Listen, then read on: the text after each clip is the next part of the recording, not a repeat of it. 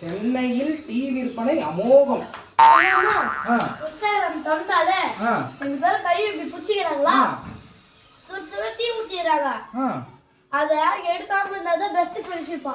என்னது, ஒரு cup tea சுட சுட ஒரு கப்பு டீயை கையில ஊத்தினாலும் கையை இழுக்க கூடாது, அப்பதான் அவங்க பெஸ்ட் ஃப்ரெண்டு. நீ என்ன பண்ற, உடனே போயிட்டு இந்த 10 ரூபாய்க்கு ஒரு டீ வாங்கினா போ.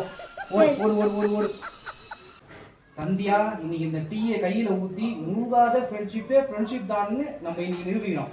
ஓகே வச்சலாம், ஊத்து, நீ பாத்துலாம்.